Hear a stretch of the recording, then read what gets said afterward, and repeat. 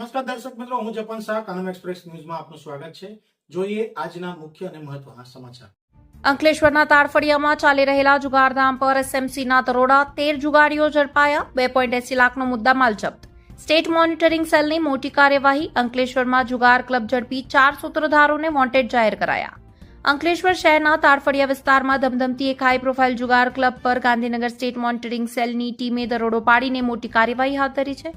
Gandhinagar state monitoring સેલની team જ્યારે ભરૂચ જિલ્લામાં પેટ્રોલિંગમાં હતી તે દરમિયાન અંકલેશ્વરના તારફળિયામાં સલીમ હુસૈન સૈયદ, ઝાકીર કામરુદ્દીન શેખ, કાંતિ મોરા અને વિજય વસાવા દ્વારા સંયુક્ત રીતે જુગાર ક્લબ ચલાવવામાં આવી રહી હોવાની ચોક્કસ બાતમી મળી હતી.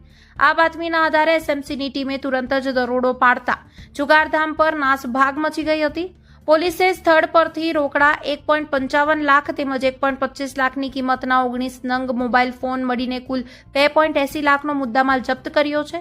દરોડા દરમિયાન પોલીસે સ્થળ પરથી જુગાર રમતા ગુલામ મુસ્તફા ગુલામ, ફરીદ ખાન હબીબ ખાન પઠાણ, ભાવરાવા દગા વાનખેડે, સંતોષકુમાર બાબુલાલ પટેલ, જયેશ હીરા જીવરાજણી, મહેન્દ્રસિંહ હિંમતસિંહ ભદોરિયા, બિપિન ધનસુખ ભગટના, ધર્મેન્દ્ર આંબારામ પટેલ, અભિષેક વિજય જોશી, હિરેશ બાબુલાલ ભિયાણી, જીવન નાનજી કોડી, મેહુલ રમણ સુરતી અને સલીમ ગેમલસંગ રાજ સહિત કુલ 13 જુગારીઓને રંગે હાથો ઝડપી પાડ્યા છે.